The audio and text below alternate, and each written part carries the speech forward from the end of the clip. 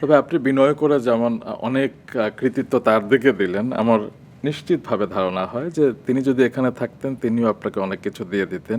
এবং তিনি আমাকে বলেছেন, আমি এই শোতে আসার আগে তার আচ্ছা। সাথে কথা বলেছি এবং বলেছেন যে হাকিম হচ্ছে হ্যান্ডস অন ফাদার এবং সবসময় প্যারেন্টিংয়ের যে বিষয়গুলো থাকে যে স্কুলে বাচ্চাদের নিয়ে যাওয়া নিয়ে আসা এবং অনেক সময় থাকে না যে গার্জিয়ানদের সাথে কথা বলা কিংবা প্যারেন্টস মিটিং কিংবা বই খাতা কিনে দেওয়া, স্পোর্টস থাকে, সব কিছুতে স্কুলের গেইটে সবসময় আজিজুল হাকিমকে পাওয়া যাবে।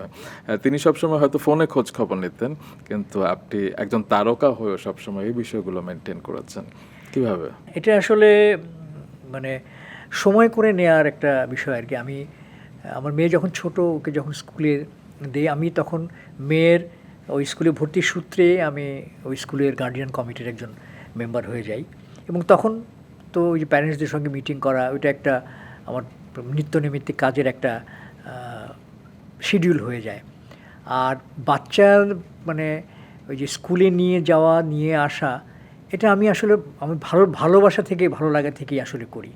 এবং ওই যে দায়িত্ববোধ থেকে যে আমি মানে বাচ্চাদের মধ্যে একটা স্মৃতি তৈরি করতে চাই, যে বাচ্চারা বড় হয়ে যাতে মানে তারা বলতে পারে বা তাদের মধ্যে যদি এই গল্পটা আসে যে বাবা আমাকে হাত ধরে স্কুলে নিয়ে যেতেন, বাহ! বাবা আমার খেলার সময় সে দর্শক হিসেবে দাঁড়িয়ে থাকতেন, বা বাবা আমার স্পোর্টসে আমি যে যেমন খুশি তেমন সাজতে পার্টিসিপেট করছি সেটাকে তিনি অ্যাপ্রিসিয়েট করছেন। এই যে স্মৃতিগুলো, এই স্মৃতিগুলো তৈরি করার জন্য আমি মনে করেছি যে আমার সময় থেকে সময় বের করে হলেও বাচ্চার জন্য এইটুকু স্মৃতি তৈরি করে দেওয়া দরকার।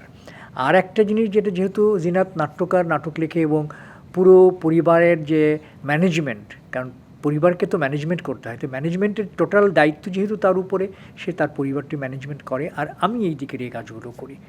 সুতরাং প্রত্যেকেরই, ও যেমন গুরুত্বপূর্ণ একটা দায়িত্ব পালন করে, আমিও গুরুত্বপূর্ণ একটা দায়িত্ব পালন করি। অবশ্যই। হ্যাঁ, এবং এটা আমি মনে করি পালন করা উচিত। অবশ্য যারা ওয়ার্কিং ফাদার মাদার যারা আছেন, তার যারা অনেকের হয়তো সেই সময়টা হয় না।